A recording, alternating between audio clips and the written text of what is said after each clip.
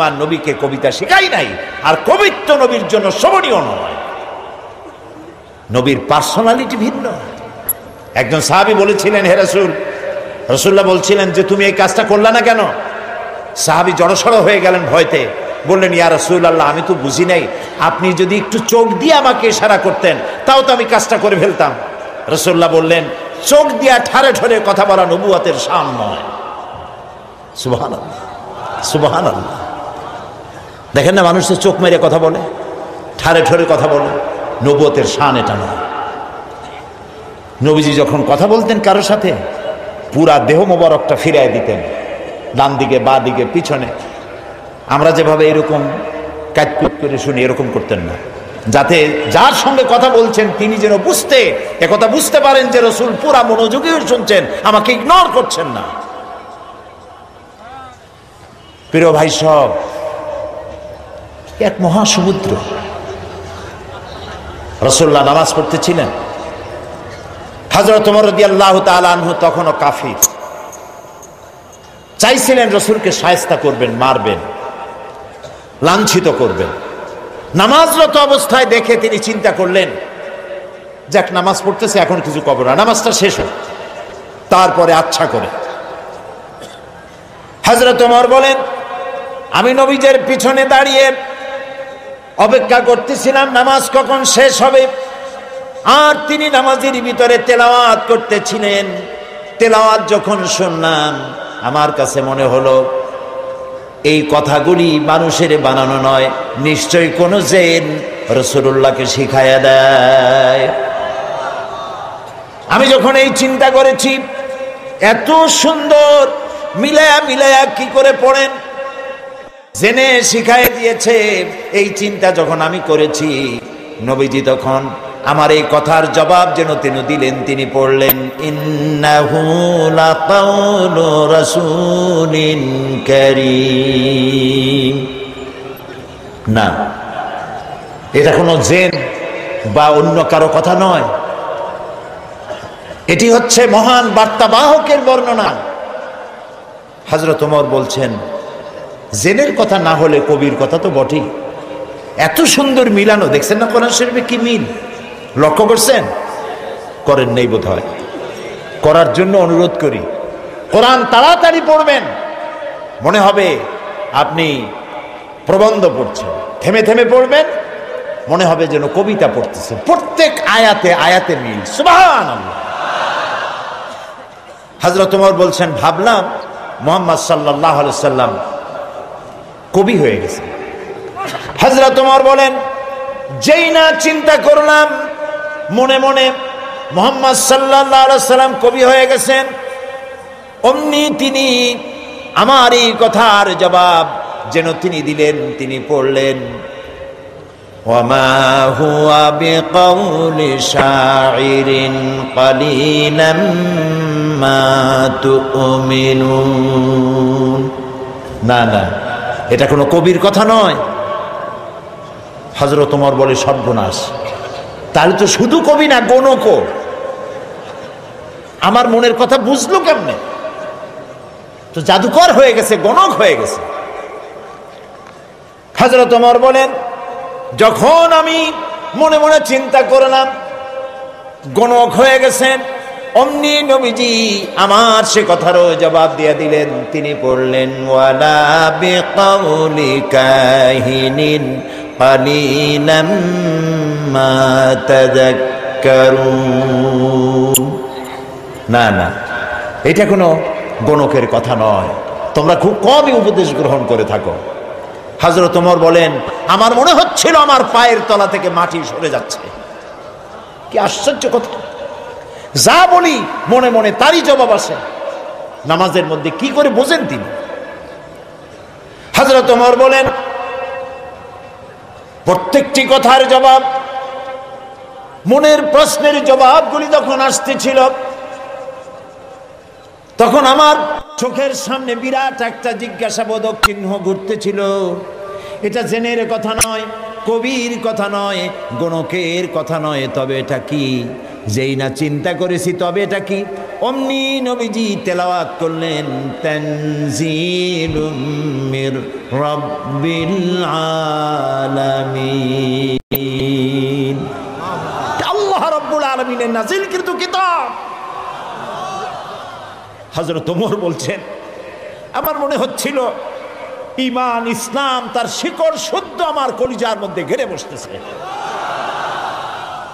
কিন্তু তখনও সময় আসে নাই হযরত ওমরের ঈমান কবুল করার। প্রিয় ভাই সব, রাসূলকে আল্লাহ রাব্বুল আলামিন পৃথিবীতে পাঠালেন এজন্য নয় তিনি আমাদেরকে মেসাক করা শুধু শিখাবেন, তিনি আমাদেরকে শুধু দাড়ি আর টুপির কথা বলবেন।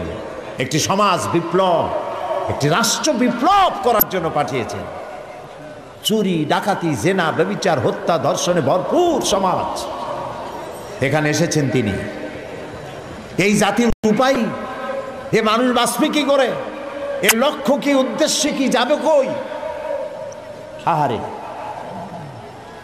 গরিবদের বাঁচার কোনো অধিকার নাই। গরিবরা শোষিত, নির্যাতিত, নিপীড়িত, নিগৃহীত। বড় লোকদের সব জোর জার, মুলুক তার। আর নারী, নারীর জীবনের তো কোনো দামই নাই। নারী হয়ে জন্মগ্রহণ করাই আজন্ম পাপ। মেয়ে হয়ে জন্মগ্রহণ করেছে, আষাঢ় মেরে মেরে ফেলতেছে। রাসূল এই জিনিসগুলি দেখলেন, নিজের চোখে অবলোকন করলেন। একটা ব্যতিক্রমী স্বভাব দিয়ে তিনি তৈরি হচ্ছেন। লোকেরা লক্ষ্য করল, এক পর্যায়ে মক্কার লোকেরা রাসূলের নাম ভুলে গেল। নাম ছিল কি? নাম কি? মুহাম্মদ। বলেন নাম কি? সবাই বলেন সাল্লাল্লাহু আলাইহি ওয়াসাল্লাম। মনে থাকে যেন রাসূলের নাম যখন শুনবেন, যখন পড়বেন, কি বলবেন? ভুলে যাবেন না। লোকেরা নাম ভুলে যেতে বসলো কেন? তিনি পরিচিত হলেন আল আমিন বলে। লোকেরা বলা শুরু করলো, এই ঘটনার জন্য যাও আল আমিনকে বলো, চলো আল আমিনের কাছে যাই, ওই যে আল আমিন আসতেছে। বিশ্বাসী হিসাবে পরিগণিত হলেন সকলের কাছে, বিশ্বাসী, এবং নাম আরো হলো সাদেক, সত্যবাদী। নবীজি যখন মক্কা থেকে হিজরত করে মদিনায় যান, যাওয়ার সময় হযরত আলীকে বলেছিলেন, আলী, আল্লাহ তাআলা অর্ডার করেছেন আমাকে মদিনায় যাওয়ার জন্য হিজরত করে, তুমি আমার বিছানায় শুয়ে থাকো, আর একটা কাগজ কলম নাও, একটা লিস্ট তৈরি করো। হযরত আলী বলেন, আমি লিস্ট দিলাম আমানতে। সেই আমানত যারা রাখছে অধিকাংশ কাফেরের আমানত রাখছে। কার কাছে? মুহাম্মদ সাল্লাল্লাহু আলাইহি ওয়াসাল্লামের কাছে আমানত রেখেছে। কেন? কাফেরেরাও বুঝতো যেসব নেতার পিছনে ঘুরি, এগুলো শয়তানের চাইতেও খারাপ। মুহাম্মদ সাল্লাল্লাহু আলাইহি ওয়াসাল্লামের সাথে বিরোধিতা করি নেতাদের জ্বালায় পড়িয়া। আসলে তার মতো ভালো মানুষ আকাশের নিচে, জমিনের উপরে আর নাই। কাফেরেরাও বুঝতো।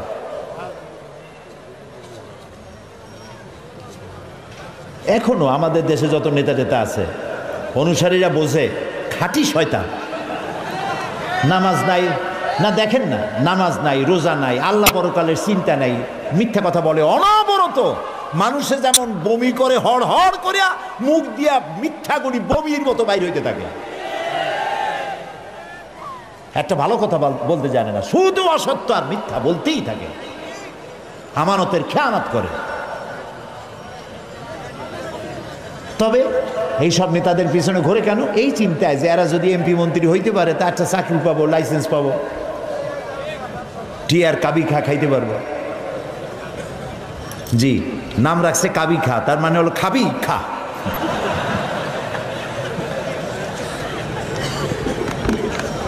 নবী করিম সাল্লাল্লাহু আলাইহি ওয়াসাল্লাম, আপনার আমার জীবন, আমাদের মা বাপের জীবন উৎসর্গ হোক রাসূলের কদম মোবারকের উপরে।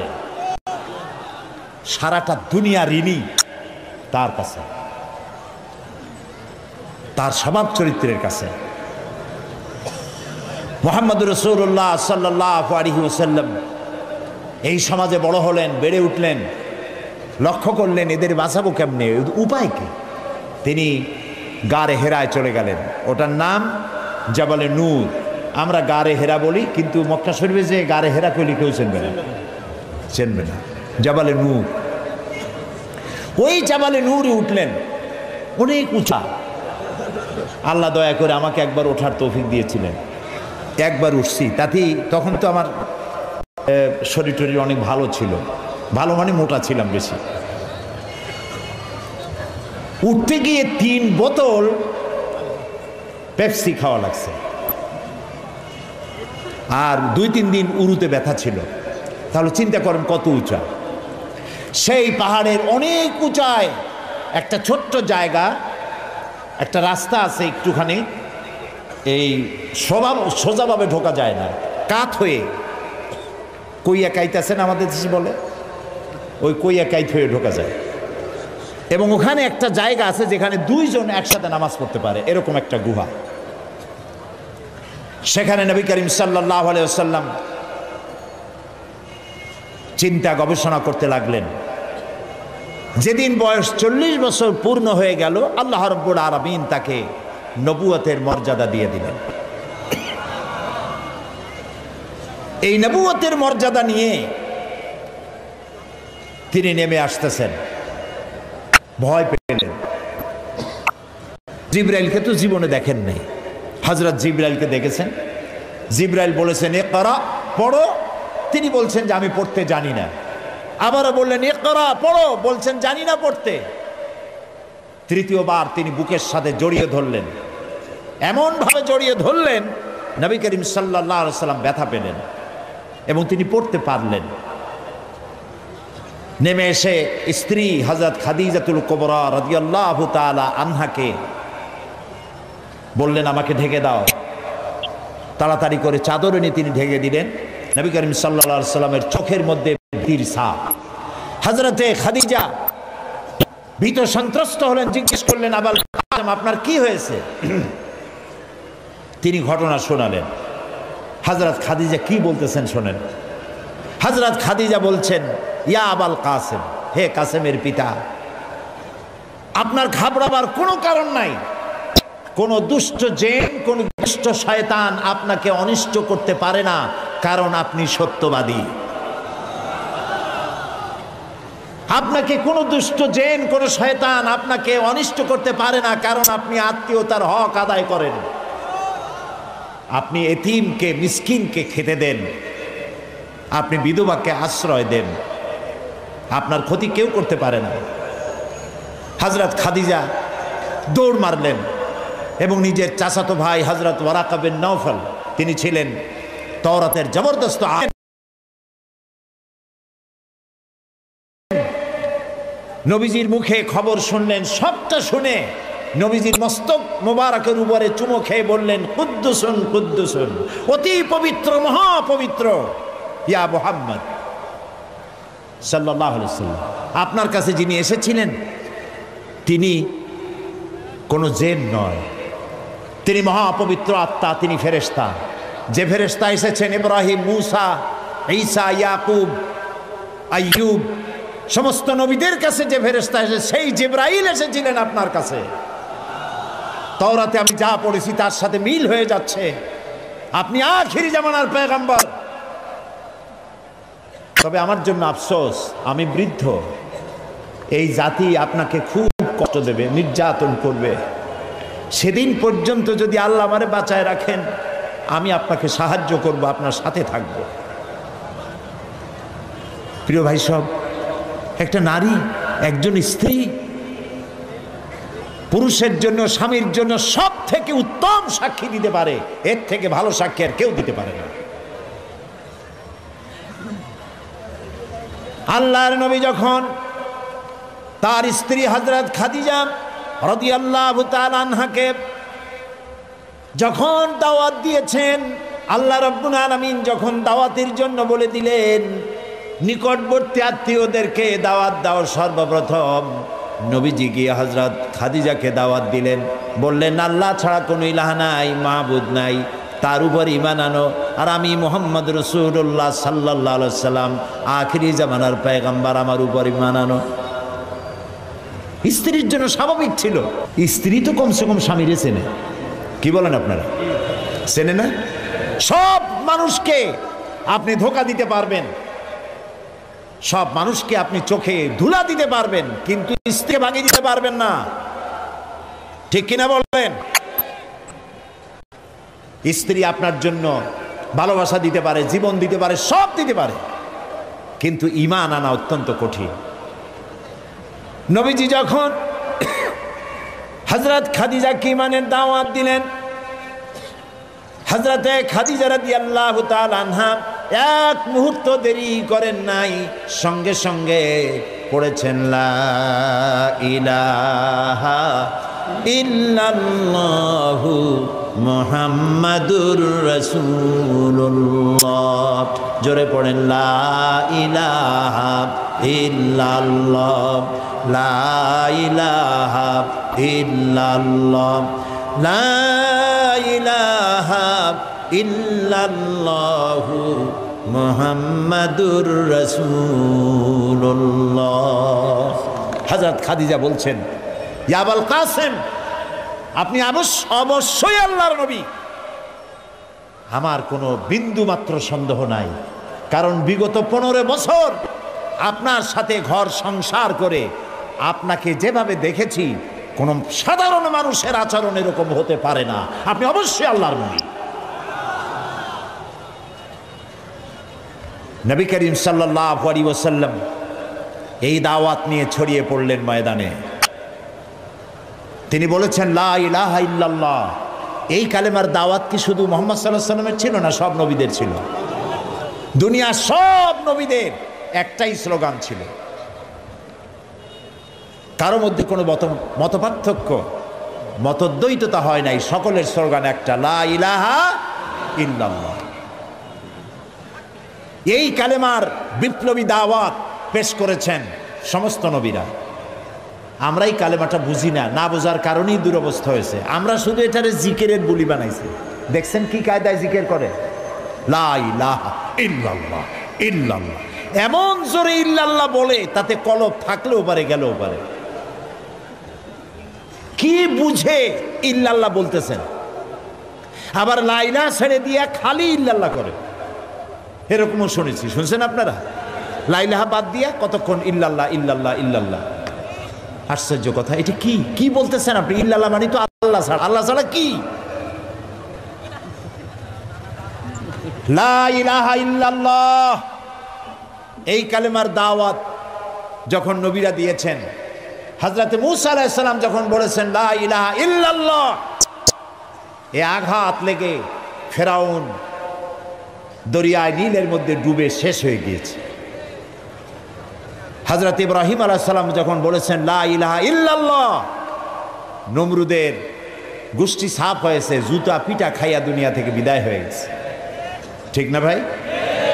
মুহাম্মদ সাল্লাল্লাহু আলাইহি সাল্লাম যখন বলেছেন লা ইলাহা ইল্লাল্লাহ, তখন আবু জাহাল, আবু লাহাব, উতবা, শাইবা, মুগীরা এ সবগুলির গায়ে আগুন জ্বলে গেছে। কেন আগুন জ্বললো? তারা বুঝছে লা ইলাহা ইল্লাল্লাহর অর্থ কি। তারা বুঝেছে লা ইলাহা ইল্লাল্লাহ মানেই হচ্ছে কোনো ইলাহা নাই, আইনদাতা নাই, বিধানদাতা নাই, শাসনকর্তা নাই, কাউকে মানি না। কে ছাড়া? আল্লাহ ছাড়া। ফেরাউনও বুঝেছে। ফেরাউন বোঝেন? ফেরাউনকে মুসা আলাইহিস সালাম যখন বলেছেন বলো লা ইলাহা ইল্লাল্লাহ, ফেরাউন বলেছে মা আলিমতু লাকুম মিন ইলাহিন গায়রি, আমি তো জানি না যে আমি ছাড়া আরো কোন ইলাহ আছে, আমি তো ইলাহ। তুমি যদি আমারে বাদ দিয়ে আর কাউকে ইলাহ মানো, লা আজআলান্নাকা মিনাল মাসজুনিন, কারারুদ্ধ করে রাখবো, জেলখানায় ঢুকিয়ে দেব। মুসা আলাইহিস সালাম ভয় পাইছিলেন নাকি? ভয় পাননি। কাফেরেরা বুঝতে পারতো লা ইলাহা ইল্লাল্লাহর অর্থ কি। আবু জাহাল, আবু লাহাব, উতবা, শাইবারা, হযরত আবু তালেব নবী করিম সাল্লাল্লাহু আলাইহি সাল্লামের চাচা আবু তালেবের কাছে গিয়ে বলেছে, আবু তালেব রাসূলকে বলো, মুহাম্মদ সাল্লাল্লাহু আলাইহি সাল্লামকে বলেন তিনি যেন লা ইলাহা ইল্লাল্লাহর দাওয়াত না দেন, এর বিনিময়ে যত টাকা লাগে, যে সুন্দরী মেয়ে পছন্দ করবে সেই মেয়ে তার সাথে বিয়ে দিয়ে দেব, নেতৃত্ব দেব, টাকা দেব, পয়সা দেব, বাড়ি ঘর দেব, তবুও লা ইলাহা ইল্লাল্লাহ দাওয়াত যেন তিনি না দেন।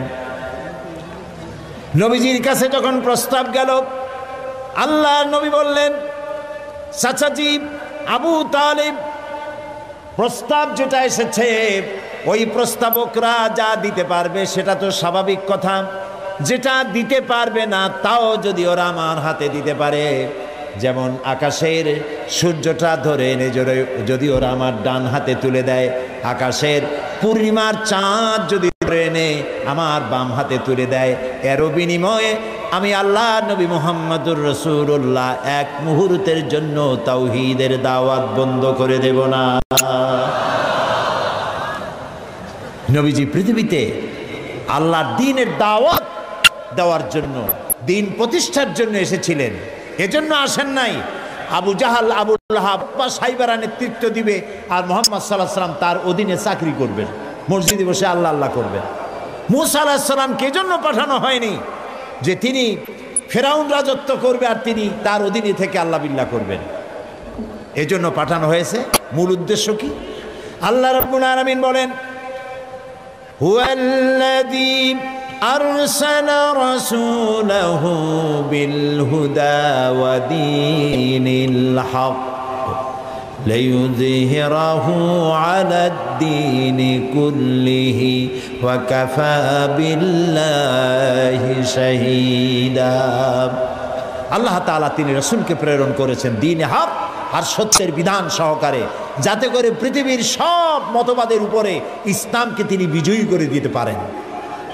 নবী করিম সাল্লাল্লাহু আলাইহি সাল্লাম মক্কি জীবনে এই কাজটি তিনি চালু করলেন। নবী করিম সাল্লাল্লাহু আলাইহি সাল্লামকে আল্লাহ রাব্বুল আলামিন সব রকমের সম্মান এবং মর্যাদা দিয়ে পৃথিবীতে পাঠালেন দ্বীনকে প্রতিষ্ঠা করার জন্য। 13 বছর সময় লাগলো মক্কায়। কয় বছর লাগলো? 13 বছর। এই 13 বছর দ্বীনের দাওয়াত দিতে থাকলেন মানুষের দুয়ারে দুয়ারে গিয়ে, গোপনে, রাত্রে, দিনে। আল্লাহর মেহেরবানি লোক তৈরি হয়ে গেল। আবু বকর, ওমর, ওসমান, আলী, খাব্বাব, খুবাইব রিদওয়ানুল্লাহ তাআলা আলাইহিম আজমাইন, এই সব লোক তৈরি হয়ে গেল। কেমন লোক তৈরি হলো? যে হযরত ওমর রাসূলকে হত্যা করতে আসছিলেন, সেই ওমরকে আল্লাহ এমন দরজায় পৌঁছায় দিলেন, রাসূল বললেন, লা নাবিয়্যা বাদি ওয়ালা রাসূলা, আমার পরে নবীও হবে না, রাসূলও হবে না, কিন্তু আমার পরে যদি কেউ নবী হতো লাকান ওমর, ওমরে আল্লাহ নবী বানাই দিতেন। সুবহানাল্লাহ বলুন। এইসব লোক তৈরি হয়ে গেল। 13 বছর সময় লাগলো। আল্লাহ রাব্বুল আলামিন হিজরতের অর্ডার দিয়ে দিলেন। নবীজি এবার মক্কা শরীফ থেকে রওনা করেছেন। গভীর রজনীতে হযরতে আবু বকরকে সঙ্গে করে নিয়ে রওনা করলেন। জাবালে মিসফালার ভিতর দিয়ে, জাবালে কেদোয়ার উপর দিয়ে যাওয়ার সময় বারবার কাবার দিকে ফিরে তাকায় কাঁদতে লাগলেন আর বলতে লাগলেন, কাবারে বড় আশা ছিল তোর খেদমত করব, কিন্তু তোর নিষ্ঠুর সন্তানেরা তোর কাছে আমারে থাকতে দিল না রে। নবীজি হযরত আবু বকর রাদিয়াল্লাহু তাআলা আনহুকে সঙ্গে নিয়ে জাবালে সুরে চলে গেলেন। ফজরে রক্ত হয়ে গেল। হযরত আবু বকর বলেন, আর উপায় নাই, ধরা পড়ে যাব, এই গুহার মধ্যে গিয়ে আমরা আশ্রয় নেই। গুহার ভিতরে গিয়ে আশ্রয় নিলেন। সকালবেলায় কাফির বেঈমানেরা খুঁজতে খুঁজতে ওই পর্যন্ত এসেছে। একজন বলে পায়ের চিহ্ন এখানে শেষ, ভিতরে আছে, আর একজন বলে নাই। একজন বলে আছে, আর একজন বলে নাই। হযরত আবু বকর বলেন, ইয়া রাসূলুল্লাহ, আমরা ধরা পড়ে গেছি, আর উপায় নাই।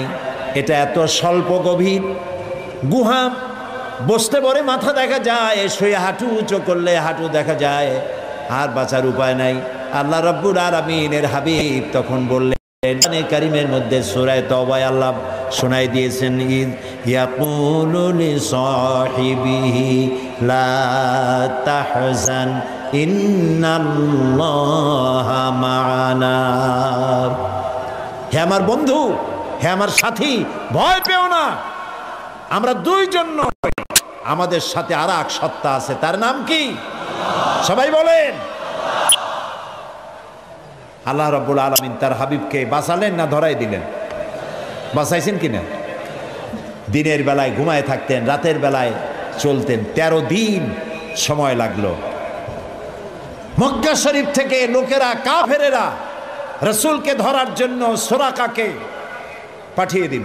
সুরাকা চলল ধরার জন্য। অশ্ব পৃষ্ঠে সওয়ার হয়ে দৌড়াতে দৌড়াতে রাসূলের কাছে চলে গিয়েছে। হযরত আবু বকর বলছেন, ইয়া রাসূলুল্লাহ, আবার ধরা পড়ে গেলাম, এই লোক কেমনে ছাড়ি? আবার পিছনে দৌড়ানো আরম্ভ করেছে। আবার কিছু দূর গিয়ে দুটি পা, ঘোড়ার পা সামনের দিকে টেনে যেতে লাগলো। এবার বলল, আমি ক্ষমা চাই। রাসূল বললেন, মাফ করলাম, ফিরে যা। আবার যখন ঘোড়ার পা উঠে আসলো, সুরাকা তখন চিন্তা করলো, 100 লাল উট কেমনে ছাড়িয়ে যায়। আবার পিছনে আরম্ভ করছে দৌড়। এবার যখন কাছাকাছি এসেছে, সুরাকার ঘোড়ার 4টা পাই মাটির তলায় ডাবা শুরু হয়ে গেছে। সুরাকা বলছে, আমি মাপ চাই, আমাকে ক্ষমা করে দিন। রাসূলুল্লাহ ফিরে তাকালেন, বললেন, সুরাকা, এখনো তোমার বিশ্বাস হয় না যে আমি আল্লাহর নবী? সুরাকা বলছেন, হ্যাঁ। নবীজি তাকে ক্ষমা করলেন। ঘোড়া শুদ্ধ উপরে উঠে আসলো। সুরাকা চিন্তা করলো, একেবারে খালি হাতে ফিরবো। দেখেন কি কত বড় খারাপ মানুষ। সুরাকা বলছে, মুহাম্মদ সাল্লাল্লাহু আলাইহি ওয়াসাল্লাম, আচ্ছা আমি যেই ধরলাম না, আমি ফিরে যাব এখন, কিন্তু আমি যে আপনাকে ধরলাম না, সেজন্য আপনি আমার কিছু দেবেন না? মানুষ কত খারাপ হতে পারে চিন্তা করে। নবীজি রাগ করলেন না। নবীজি বললেন, হ্যাঁ দেব। কি দেবেন? নবীজি বললেন, তোমাকে আমি পারস্য সম্রাটের মুকুট তোমার মাথায় পরিয়ে দেওয়া হবে। সুরাকা মুখটা মলিন হয়ে গেল। কিভাবে সম্ভব? কইল কি? এটা কি সম্ভব কথা? যিনি রাতের আধারে একজন লোক নিয়ে কোন রকম করে আত্মগোপন করে চলে যাচ্ছেন, নিজের জন্মভূমি ছেড়ে পারস্য সম্রাটের মাথার মুকুট এনে আমারে দেবে, এটা একটা কথা হইল? কিছু দেবেন না তাই কর। মন খারাপ করে সে চলে গেল। নবী করিম সাল্লাল্লাহু আলাইহি সাল্লামের ইন্তেকালের পর হযরত আবু বকর ক্ষমতা এলেন, তারপরে হযরত ওমর ক্ষমতা এলেন। হযরত ওমরের জামানায় পারস্য বিজয় হলো, আর গনিমতের মালের সাথে পারস্য সম্রাটের মুকুটও এসে সামনে হাজির হয়ে গেল। হযরত ওমর লক্ষ্য করে দেখলেন গনিমতের মালের মধ্যে হীরা মণিমুক্তা খচিত চকচক করছে, পারস্য সম্রাটের মাথার মুকুট। হযরত ওমর বললেন, কেউ চলে যাও তো, সুরাকাকে ডেকে নিয়ে আসো। সুরাকা তখন বুড়ো হয়ে গেছে, দাড়ি চুল পেকে বৃদ্ধ হয়ে গেছে। সুরাকাকে কাছে ডেকে হযরত ওমর নিজ হাতে পারস্য সম্রাটের মুকুটটা সুরাকার মাথায় পরিয়ে দিলেন। বললেন, সুরাকা, আল্লাহর নবীর ওয়াদা কখনো মিথ্যা হয় না। নবীজি মক্কা থেকে মদিনায় পৌঁছে গেলেন। প্রতিমধ্যে খুব ক্ষুধার্ত হয়েছিলেন। প্রতিমধ্যে কখনো খেতে পারতেন, কখনো খেতে পারতেন না। মদিনার কাছাকাছি, বুখারীতে এই বিবরণ এসেছে, কাছাকাছি হয় যখন হলেন, তখন উম্মে মাআবাদের মা বাড়িতে ছিলেন একটা ঘরে। আবু মাআবাদ কাজের জন্য চলে গেছে। কতগুলি ছাগল ছিল তাদের। এই মরুভূমিতে কোনো খাবার নাই, ঘাস নাই, ছাগল সব, বাচ্চা নাই, দুধ নাই, সব শুকায় গেছে। নবী করিম সাল্লাল্লাহু আলাইহি ওয়াসাল্লাম ক্ষুধার্ত, হযরত আবু বকর ক্ষুধার্ত। বাড়ির মধ্যে গিয়ে ঢুকছেন। উম্মে মাআবাদকে জিজ্ঞেস করলেন, মহিলাকে জিজ্ঞেস করলেন, তোমার ঘরে কি কোনো খাবার আছে? তিনি বললেন, পথিক, আমার ঘরে কোনো খাবার নাই। আচ্ছা, দুধ আছে? তিনি বললেন, না, দুধ পাবো কোথায়? কই যে ওই যে একটা ছাগল দেখা যায়, একটা বকরি দেখা যায়। তো বললো যে, আপনি দেখতে পাচ্ছেন না, এই বকরি কত কৃষ, একেবারে শুকায় গেছে, ওর তো বাচ্চা নাই, ও দুধ দেবে কেমনে? রাসূলুল্লাহ বললেন, তুমি বকরিটা আমার কাছে নিয়ে আসো। মহিলা বকরিটা কাছে নিয়ে এলেন। রাসূলুল্লাহ বকরির ওলানে, ওলান বলে না, ওলানে হাত দিলেন। উম্মে মাআবাদ বললেন, আমি তাকিয়ে থাকলাম, বকরি তার দুটি ঠ্যাং ফাঁক করে দিল পেছনে, আর ওলান বড় হয়ে মাটিতে ঠেকে গেল। রাসূলুল্লাহ বললেন, একটা পাত্র নিয়ে আসো। একটি পাত্র আনা হলো, বড় এক পাত্র দুধে ভরে গেল। রাসূলুল্লাহ পাত্র থেকে ঢেলে দিলেন, তুমি খাও। নিজে খায়েন, হযরত আবু বকরকে খাওয়ালেন। পাত্র পরিপূর্ণ থাকলো। বলল, তোমার স্বামী এলে তাকে দিও। রাসূলুল্লাহ চলে গেলেন। আবু মাআবাদ বাড়ি ফিরেছেন, মুখ শুকনা। হঠাৎ করে দুধের দিকে চোখ পড়লো। বলল, তুমি দুধ পাইলা কই? আবু মাআবাদ বলছে, পুরুষ বলছে যে, আমি তো সারাদিন কষ্ট করেছি, কিছু খাই নাই, তুমি দুধ পেলে কোথায়? উম্মে মাআবাদ বললেন, আমাদের বাড়িতে দুইজন মেহমান আসছিলেন এবং যা ঘটনা ঘটলো পুরা ঘটনা তিনি শোনালেন।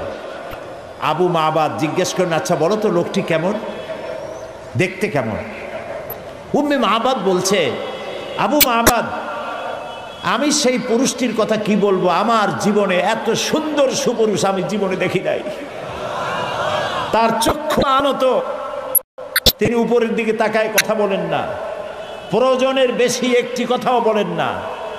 তার চলা, তার বসা, তার কথা, মুখের বাণী মণিমুক্তার মতো আমি সারা জীবনে এমন মানুষ দেখি নাই। আবু মাবাদ বৃদ্ধ মানুষ সব শুনে বলল, খুব সম্ভব তওরাতে যে শেষ নবীর কথা শুনেছি নিঃসন্দেহে তিনিই হবেন, আমার ভাগ্য খুলে গিয়েছে।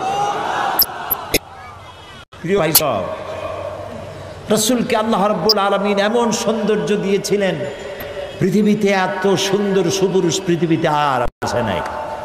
এই দুনিয়ার কোন শিল্পী তার তুলি দিয়ে রং দিয়ে এত সুন্দর ছবি আঁকাইতে পারবে না পৃথিবীর কোনো মানুষ। কারণ এই ছবি এঁকেছিলেন যিনি, তিনি শিল্পীর শিল্পী। তিনি কে? আল্লাহ তাআলা।